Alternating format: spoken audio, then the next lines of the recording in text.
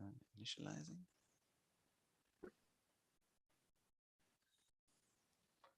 Apologies for the delay. Okay, I think we're on. That's great. Yeah.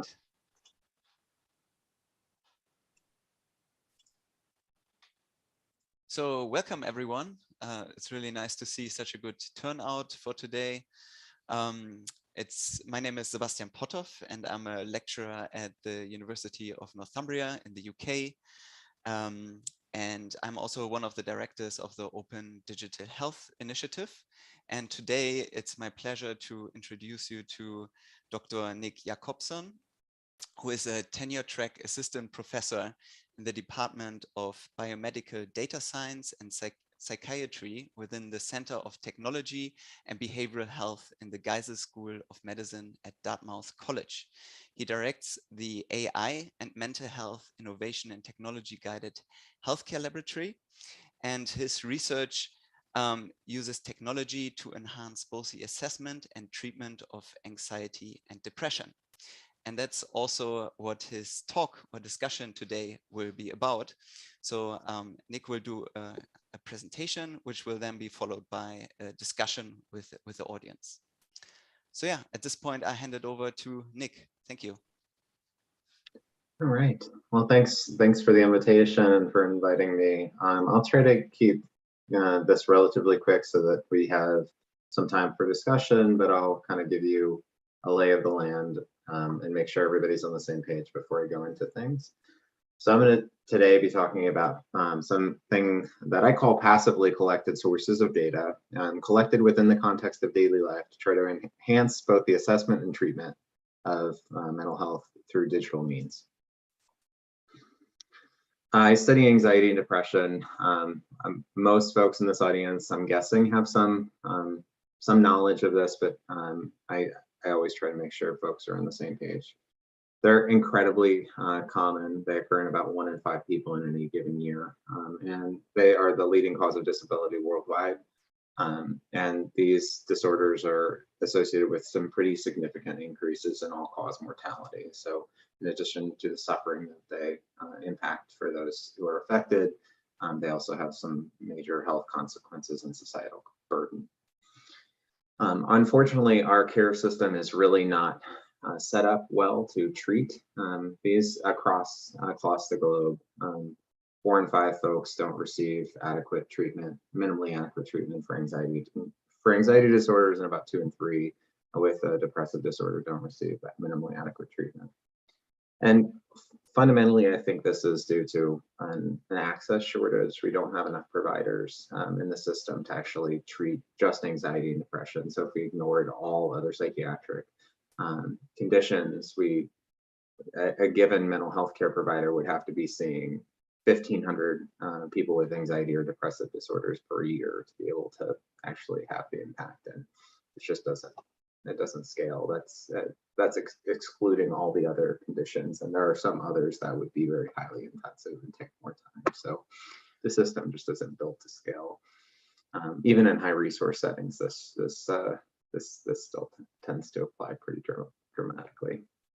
Unfortunately, you can view this as a glass half empty or glass half full kind of slide. We have treatments that work. So the CBT crowd, the cognitive behavioral crowd, loves to use that phrase. And they do work. They do work compared to control conditions and tend to come out superior. But if you actually look at the outcomes of those in these like rigorous gold standard treatments, about half of folks that would enter a treatment for a given condition with anxiety or depressive disorder will still meet criteria for that anxiety or depressive disorder immediately following the full course of treatment. Did their symptoms reduce? Yeah, probably for most folks, but at the same time, most folks are still in a pretty a state where they're really not doing all that well. So we've got a lot of room for improvement. And I think some of this can be, each of these problems fundamentally can be aided by the use of technology. So I'm going to be talking first about multimodal assessment, then I'll be talking about using the passively collected data to try to for different utilities, and ultimately talk about how this could be delivered via personalized treatments. So the types of data that I work with and my lab works with is what I call passively collected data. This has many names. So this is my preference is to talk about the data generally as much as I can, and because I think that it can be more informative. But you'll sometimes hear this as mobile sensing, digital phenotyping, passive sensing. There's too many names, but essentially the types of data that we collect are through intensive longitudinal data that are gathered passively in folks' natural environments using things like smartphones, wearables, and internet behavior. So in terms of these kinds of devices, they can capture some really highly granular data that behavioral sciences as a discipline have been longing for over 100 years. And it's, for example, if we take the concept of social contact, we can measure whether folks are talking to one another via calls and texts. We can measure whether they're around other people physically using things like Bluetooth to try to, because most of us carry our phones on us all the time. And then because other folks also carry their phones on them all the time and tend to keep their Bluetooth connection open, we can see if there's folks that are physically in proximity to them. We can turn on the microphone, and we do, to try to see if they're in conversation with folks and how many folks they're in conversation with and how long those conversations last. So that's just one construct just through smartphones alone. But if you pair that with things like the internet and social media data, social interactions, you really can get a pretty good sense of how folks are actually, how they're conversing with folks, both digitally and through physical in-person conversations. So there's a lot of different types of data that we can capture. It's relatively unique and unfounded, and both temporal precision and scope. And I'm going to be talking about using this type of data for different use cases. A lot of my work is inherently translational in nature, and so when I think about these types of data, where I go to is really a place where we could do something with it. So my background's in clinical psychology, and because of that, I really think of what we could do with this kind of thing.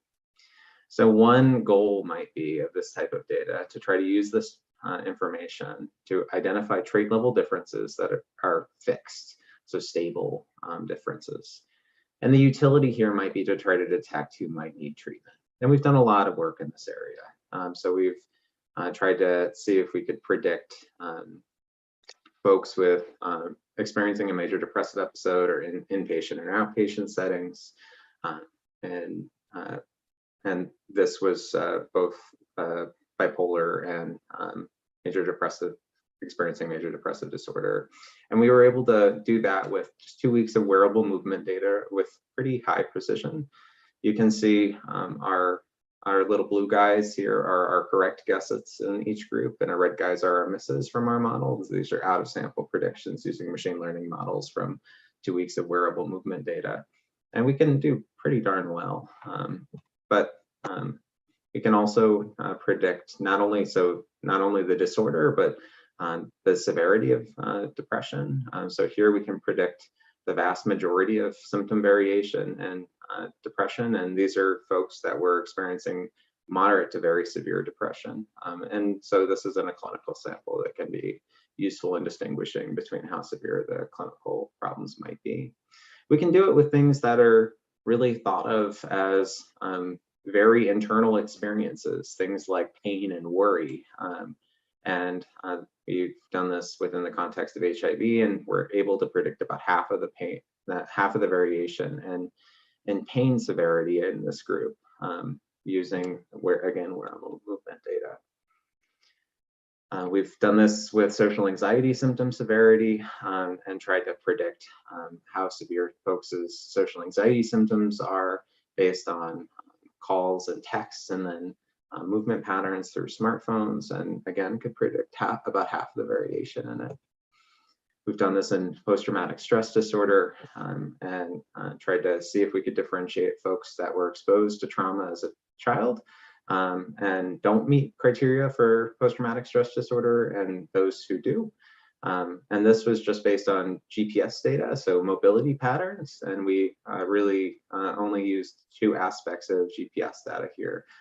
So that the amount of time that they spent away from home at a given day, and then how far they traveled in a given day. And we were able to differentiate those folks, those 2 groups pretty successfully.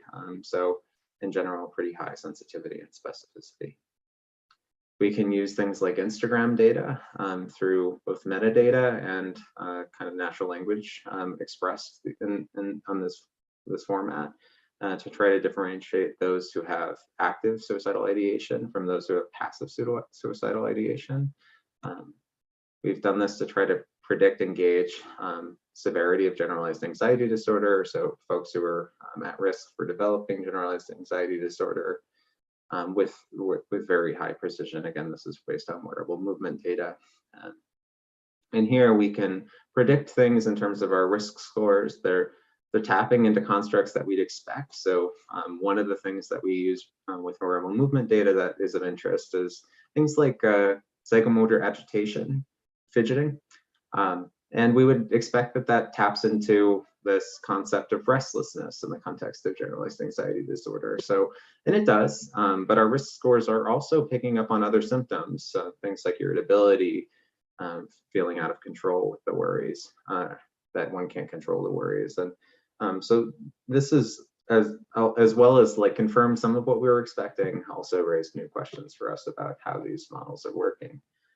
We've also used this within other studies to try to predict whether folks are currently taking an SSRI, and we could do so pretty well above chance. And again, this is based on wearable movement patterns, and we think this could also tell us some things. So kind of discover new side effects of movement patterns associated with SSRIs, and this isn't just attributable to depression or depression severity. So folks on an SSRI had different movement patterns than those who didn't. So, you know, all of these things that I talked about thus far are static, don't change. So again, the utility there would be to try to detect maybe those who might need treatment or some condition that they were currently experiencing. There's also other ways of using this data that is longitudinal in nature. And so one key use case that we could think about is predicting long-term changes. So changes over weeks or more, weeks to decades, say. And I'm going to talk some about these kinds of studies, and they could maybe aid us in treatment planning. They could aim us in targeted prevention interventions. So here, through 2 weeks of wearable movement data, we could predict the changes in symptom severity in inpatients and outpatients, and could predict the majority of variation and reductions of depressive symptoms in these times. We can use search data and try to predict response to a digital screen. So digital screens are things like, I don't know, the PHQ-9 that would be administered online, and folks would get feedback on that. And we can try to predict response to that over large windows. So here, for example, we found different screens were associated with increases in active suicidal intent if they were delivered in a way that wasn't optimal. We can also use this kind of data to look at naturalistic course of anxiety disorder symptoms. So here we were trying to predict symptom deterioration through wearable movement data across 17 to 18 years. And we could do so with pretty good sensitivity and specificity given the context. This is trying to predict exacerbations and generalized anxiety disorder, panic disorder symptoms across this large gap. And if you're used to looking at sensitivity, specificity, or AUC, These numbers don't look all that great, but if you compare them to more traditional methods, things like self-reported anxiety symptoms that would happen over the same time, they essentially are no better than chance when we tested that. So these movement patterns are telling us something that might be prognostically useful. So these are like long-term changes, and I think there's certainly a major role for those in terms of embedding within traditional and digital care systems. One other major context that we've been moving forward with is also trying to predict rapid symptom changes. And if you measure anxiety and depressive symptoms, you'll actually notice that the majority of the variation that happens in these is not across weeks or months, as might be hypothesized or conceptualized within the DSM. Most of the variation in these symptoms actually happens within a day, not across weeks or across months.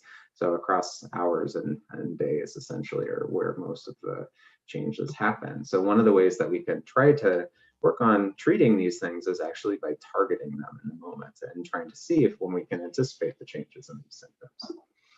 So we've done this with different clinical groups, and we could predict rapid symptom changes in depressed mood among those experiencing clinical levels of depression through smartphone data through an app that I designed. I'll talk a little bit more about that in a moment. But essentially, you can see this is in 31 people. You can see our blue line is our predictions, our red lines are our observations. A lot of the times you probably can't see the red line very well. Some of that's because of missing data, but predominantly this is also because these lines are decently overlapping. So we're doing pretty well actually in our predictions across time. And these are based on these personalized machine learning models. So they're personally weighted in this sample, meaning we are drawing on we're heavily weighting the individual in developing these methods and trying to predict the future changes. And we do a lot of individualized work within these rapid symptom changes, and I find that to be very both useful and aids in performance dramatically. One of the other ways that we try to look at these things is you've heard me talk about what we can do and what we can predict. You might be wondering, well, what do you find? What's interesting? What's like part of the signal of these sources? This is within the context of folks with generalized anxiety disorder or social anxiety disorder. And we try to predict the symptoms, their anxiety and avoidance symptoms from hour to hour and changes in those things across time. We could predict a sizable portion of their changes in anxiety and avoidance symptom across time. And one of the things that we found was really useful in doing so is trying to seeing whether they were actually spending time indoors or not, which this was pre-pandemic data, so made some sense. And to try to say, for example, to not avoid things, you would have to actually probably spend some time outdoors going and seeing and meeting people. So these kinds of things were decently useful, but a lot of location features being pretty predominant when we were looking at them. We've also used personalized models to predict a bunch of different types of internal states through, so these are across a few hours, changes in internal states through and a sample of about 158 workers. So these are kind of in the workplace setting, and we could do so predicting some symptoms along these different directions. This data can also not only be used for prediction, but it can also be used to study some kind of effect. So here we've done a lot of work within the COVID pandemic to really understand different aspects of things, do some characterization across populations. So here we did some work trying to study in the United States. The stay-at-home orders went into effect in March of 2020 for a subset of states. The first states started introducing themselves and started introducing the stay-at-home orders at that time. And during that time, it was only a subset of states that did so, and they did it across different time spans. So we used this as a naturalistic experiment to look at the changes in mental health search behavior. So people searching for symptoms in mental health using Google, and saw that there was a massive interruption in this escalation of these things across time. So immediately seemed to have some halting. this escalation and symptoms. But we're kind of studying these long-term changes with this and mask mandates and things like that in the States now as well. So in general, these data can be captured passively and with a lot of potential utility in measuring symptom severity and both rapid and long-term changes in symptoms. These sources of data can also drive personalized, scalable treatment, which is a lot of what really hooked me into studying these kinds of things. So I've done a lot of work in developing digital treatments, and they do work, again, better than control conditions in general. I mean, we found that they work in generalized anxiety disorder in a few different settings. Not everyone benefits, though, much like I was discussing in kind of my fourth slide. Not everyone benefits from in-person treatment, and certainly not everyone benefits equally from digital treatments, or at least, and especially across different digital treatments. And we can try to predict who is likely to benefit from these digital treatments, and here we can predict a pretty sizable proportion of change across several weeks in a large digital intervention, well above chance. We can also use data that are collected about how folks are actually engaging with the digital intervention across time, and can learn things about our digital interventions, as well as try to predict who is likely to continue to benefit after they've started. And so one of the things that, for example, we were finding in the study was that folks usually tend to talk about engagement as if more is always better. And here what we're finding was it's not just about the amount of time that you spent engaging in a digital intervention, it's the consistency in which you do so across time. So like being more stable is actually across time was more important than being really a high engager. I've designed and released an application on the open market called Mood Triggers that is also a personalized intervention. And I'll talk about how this works in a bit. This is kind of the old interface. It's been updated, but this is one of its versions at a time ago. We've released it across the globe and collected it with about 11,000 people. How it works is folks would be prompted each hour to report on their symptoms of anxiety and depression. And then they'd also report on a number of different states that are thought to cause or be causal factors for anxiety and depression, at least in terms of causing changes in short-term maintenance states or variations in these things. So, this application also engaged in passive sensing throughout the time that they installed and then consented and wanting to participate in this intervention. And then the main thing that this work did in terms of how it intervened was it was like a knowledge is power model, whereas essentially it gives folks personalized feedback as they start to report their symptoms. We run personalized models for them, and then give them feedback on what is the biggest drivers of their symptom changes for the hour. And we saw some pretty dramatic reductions in anxiety and depressive symptoms in less than a week. So this was in an open trial, so uncontrolled. So take it with a pretty heavy, skepticism. I certainly am, and we're doing a randomized control trial of mood triggers at the moment to try to see if that actually is a superior control condition. But given the effect sizes, I would expect it to be.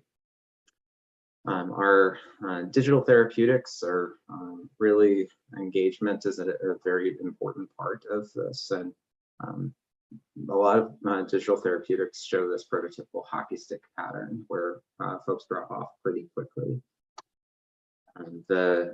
One of the ways that digital therapeutics as a field have evolved is kind of taking what used to be delivered in person through psychotherapy, putting them on a website and doing kind of a digital intervention that way. And that was some of the early days. A lot of this is kind of overwhelming for folks. So folks have been trying to think about different ways to make this kind of content more engaging. And one strategy to do so is through chatbots, by breaking this kind of information down and to try to make it more interactive. Authored chatbots are something that predominates the literature. They are within mental health. So they're essentially taking like content that could be on a website and then breaking it down into little chunks and then pairing that with if then statements. The majority, you all have probably worked or interacted with authored chatbots or conversational agents of some form through folks and customer service or seem to be all about this strategy. I can't stand them honestly most of the time, and that's part of the major problems. It speaks to some of the major problems with them. The conversations aren't predictable, and language is inherently fluid and can't be anticipated. So these systems are fixed in nature, and even if we can't anticipate all of what someone might say, then we usually might be not really being very responsive to an individual who might be conversing with us. We've done some work with authored chatbots, and they're not very conversational, but they were associated with some pretty significant reductions in eating disorder symptoms, and we've also studied in the context of depression and actually preventing eating disorder incidents. But I think there's a lot of room for improvement in this area. Some major improvements in language models have allowed for some particular advances in our ability to actually kind of generate text that is fluid and dynamic and can be very human-like in nature.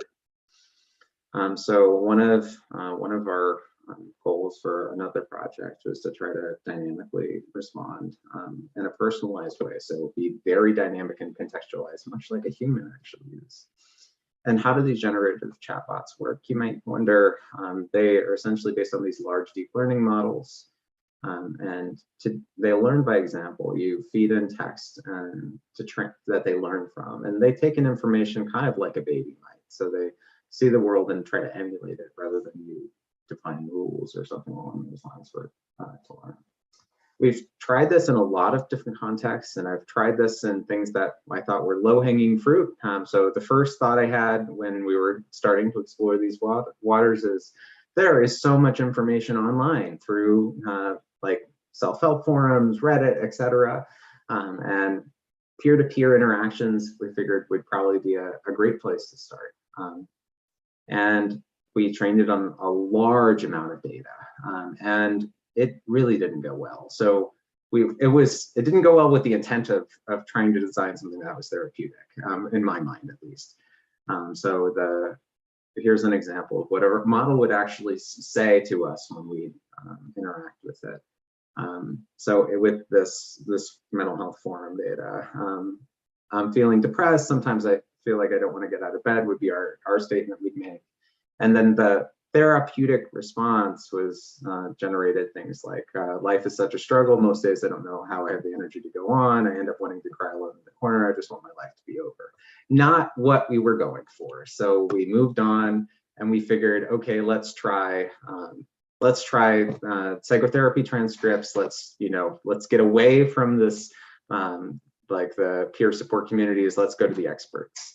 And really one of the things that we saw with these models is they picked up on all of the bad habits of psychotherapists, at least in transcript form. This probably works okay in actual in-person interactions, but they did not work well with in-person, like trying to take in-person interactions and then translate that digitally didn't work well.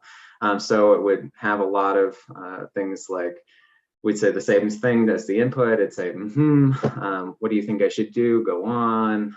I don't know what to say. I want some help. And then we'd have kind of dramatic interpretations that were out of context about mothers decently often, actually. So this wasn't going well. And we started several years ago actually curating our own content because we were starting to really realize that there's no like open data that we could just gather or things like that to do this problem. We needed to actually build it ourselves that was specific to this problem. So we started doing that. I won't really talk so much because of time about some of the modeling strategies we went through, but there are a lot of importances. So early on, we've been rating how well these responses are through being both personalized to an individual, so dynamic and responsive, but also clinically appropriate.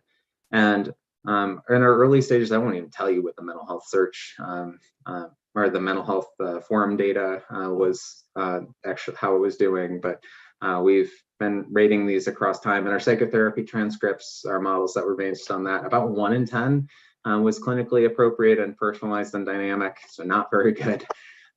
When we've kind of iteratively changed and continue to both build our training repertoire for these models, as well as actually continue to like fine-tune our models. And we're about 9 in 10 responses are both personalized, dynamic, and contextually clinically appropriate. They get hung up in ways they're not humans, but they're generally for most messages, you couldn't tell the difference. So we're launching a randomized controlled trial on these across a number of different clinical groups with a transdiagnostic treatment, and this is the interface. So yeah, that's a little bit about our work here. So I'll end soon here. The things that I kind of think about as the career, my career, and how I see my work going is mostly on the idea of just-in-time adaptive interventions. And the things that are in green here are the things that we've done a lot of.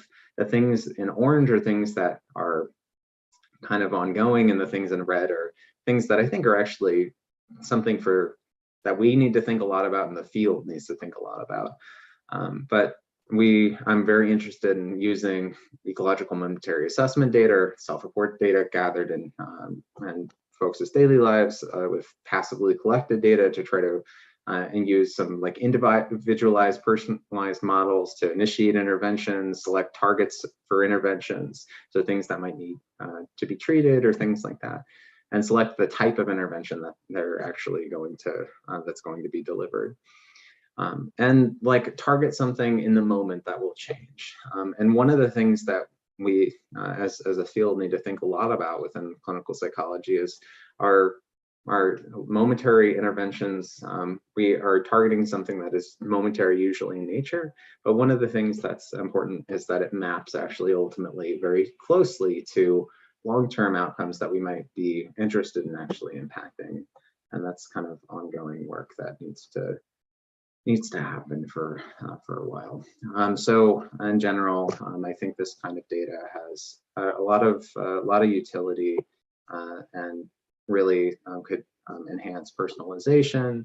And then with digital treatments, particularly if they're paired with digital treatments, they could drive individualized, personalized treatment component selection, personalized feedback based on these passively collected data, and then actually deliver dynamic responses that are much like a human therapist. So that's the gist of everything that I was hoping to talk about today. I am just one person, and this kind of work really takes a lot of people to accomplish. So huge thanks to my lab for making all of this type of work possible. Happy to take any questions. Thank you very much, Nick. Very interesting and very fascinating talk. I see a lot of hands go up straight away. So I'm just going to start. I don't know who was first. How about Lenka?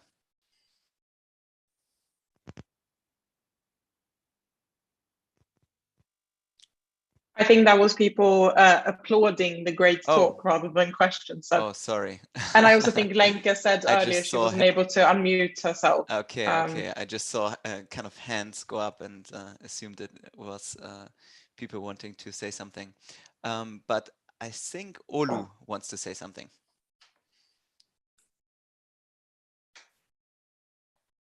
Olu, can you hear us, or is it also just applauding? Sorry about that. I lost audio for a second. Thank you, Nick, for a great talk. I was wondering if you could talk a little bit more about the personalized machine learning algorithms that you've developed, and is there a specific architecture that you use for those algorithms, and maybe a little bit more detail on how they work? Yeah, sure. So there's a few different, actually there's a number of different methods that we make use of depending a little bit on the problem.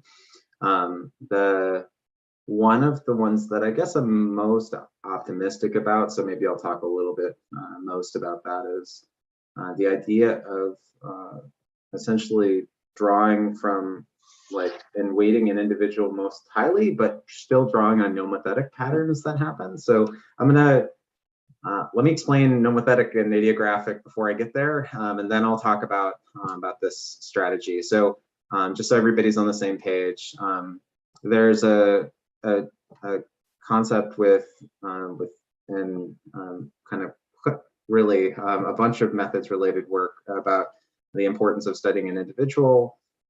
There's some mathematical theorems about how well kind of we can study an individual and how well it generalizes to others. So one of the ways that folks have tried to try to make sure that it actually applies to the individual well is to focus on modeling an individual at a time. So you really are trying to use only an individual to try to predict that individual's future patterns or symptoms or things like that. So we've done work related to that. So things like deep learning models that are N of 1 and essentially time series nature. So they're long-term, short-term memory networks and attention-based networks that are have done really well actually in these kinds of domains.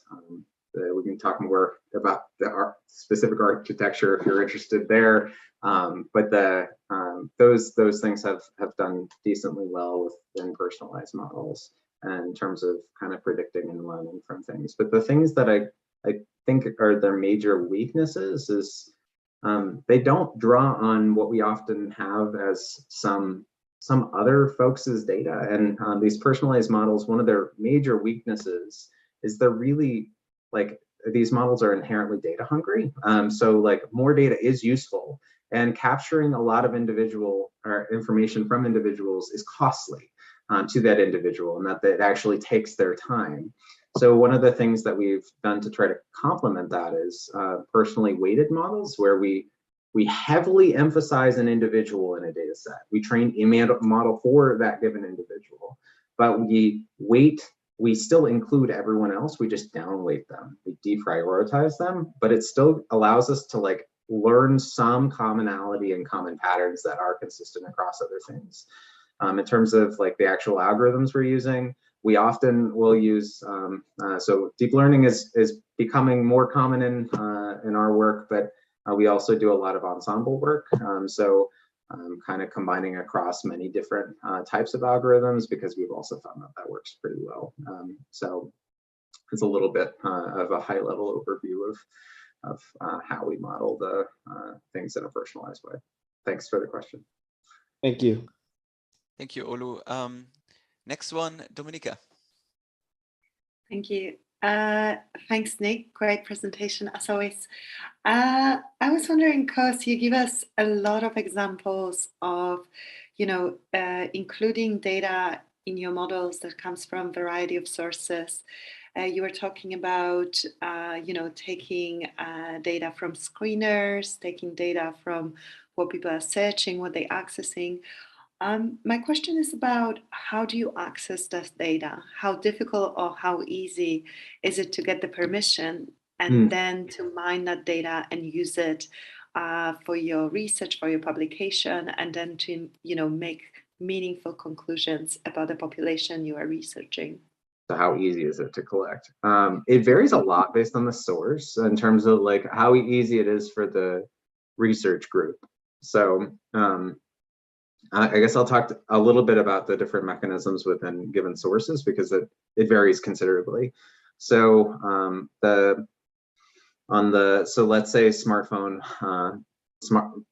based passive sensing or digital phenotyping, whatever we want to call it. Smartphone based sensor methods are decently hard to develop well, so they're robust and capture a variety of information. Once you actually have designed the system, that is pretty robust.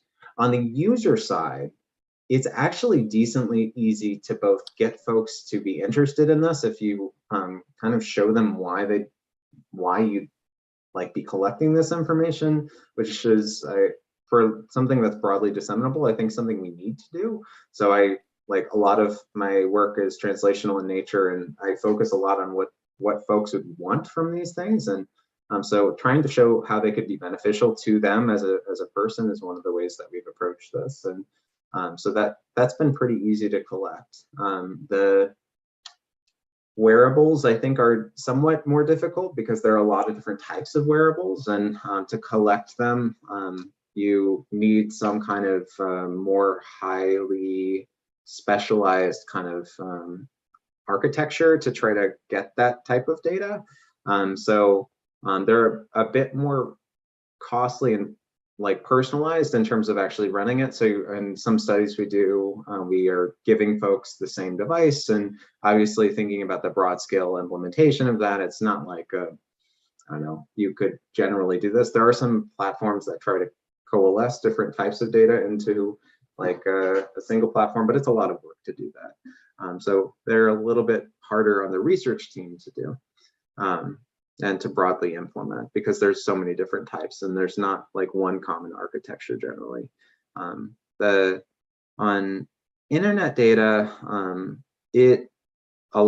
there's a name that has been given to this type of data, but most, both due to and before GDPR went into place, one of the things that was really made very explicit within that, it was trying to have folks be able to request access to what information a company might have on them. So things like Google, well, actually Google, I'm pretty sure did this before GDPR, but went into effect. But other companies started to make it very easy to do so through their interface. So to actually go in and download data on yourself from the company. And what we can do is then just have an ability to strip identifying data out of that through some scripts that we've developed, and then allow that to upload those to our servers. So it's actually like feasibly pretty easy to collect that kind of data. There are some complications about trying to make sure that we don't gather identifying information on, especially folks. I'm very concerned about trying to gather things from that type of data from folks that didn't consent. So we really try not to include folks that, you know, things like on Facebook data, we can gather information about other folks in a private social media setting through that kind of way. So private messages that might be going back and forth to an individual, and we're pretty concerned about like actually using information from like a private message that of somebody who didn't consent. So we remove that kind of information before it gets uploaded to our servers. But it's decently doable.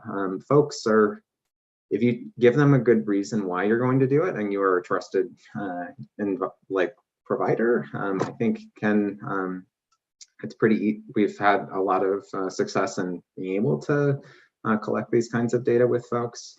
Privacy is a huge consideration, and I'm always concerned about us from our team, but most researchers have an incredible amount of oversight that they go through to try to make sure that they're handling these kinds of data appropriately, both through institutional review boards and generally actually even the peer review system. If folks, even if it got past review, was deemed as unethical, it probably wouldn't get published somewhere because folks would raise concerns about it.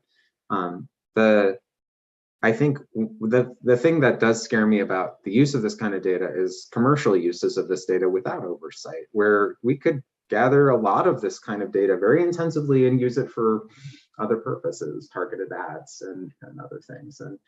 And there is a lot of signal here. So I do think that there's reason for concern as well as reason for potential with these different strategies. Absolutely. Thank you, Nick.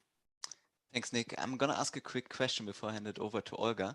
So you have spoken a lot about this knowledge as power model, and the way that I understand your interventions to work is very much through this personalized feedback, this data that you feed back to the users and that they are sort of making sense of. I was just wondering in how far you've been experimenting and what you think the value is of combining that with other sort of self-guided treatment approaches, or even in combination with more guided approaches where the clients would also see a therapist in combination with that. So sort of what the Yeah, potential is of that.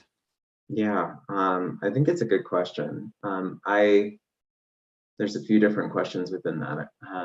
I think we are complementing the personalized knowledge, kind of knowledge is power or feedback kind of model, as alongside some micro interventions. So something that is not only showing them patterns, but actually telling them how they might intervene and adapt those patterns within their daily lives. So very interested in that. I expect that to work well, but we're like 90% of the way through an RCT, so I'll be able to tell you about how that went pretty soon, but I don't have our numbers in yet. So I would expect that that has some promise. I think kind of getting to your second question, how well these kinds of methods might work within in-person treatments. That's a big area. It's in some ways a little beyond what I view myself as kind of my intended area in some ways, because I really see like using and relying on in-person methods as something that's a pretty big barrier to treatment for most folks. And yes, like if it were useful, it could increase the potency and efficiency of treatment providers and maybe make them able to treat more folks.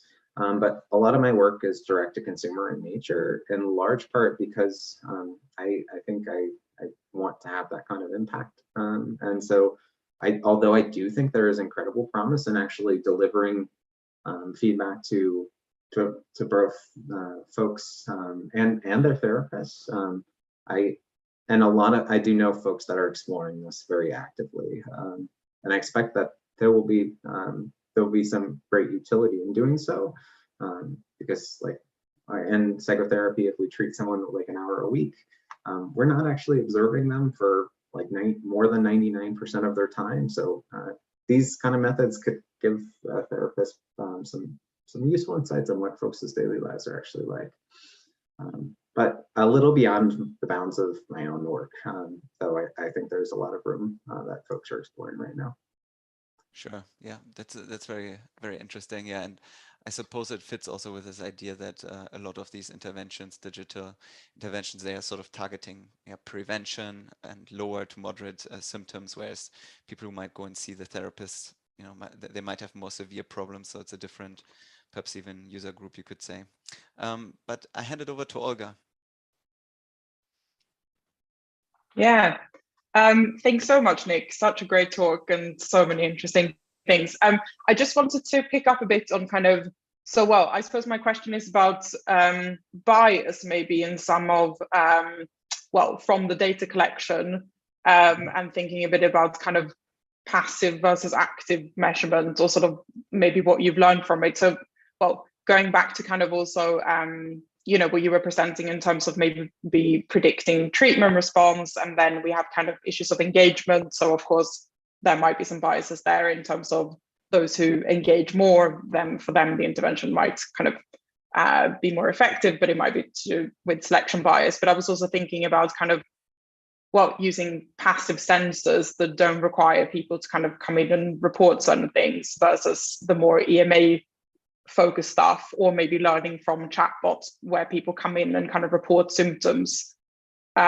Because I suppose the issue with when it's sort of unprompted is that you might then have people coming in and reporting that, they're doing a particular activity and they're also feeling bad at that moment in time, but that might bias the models.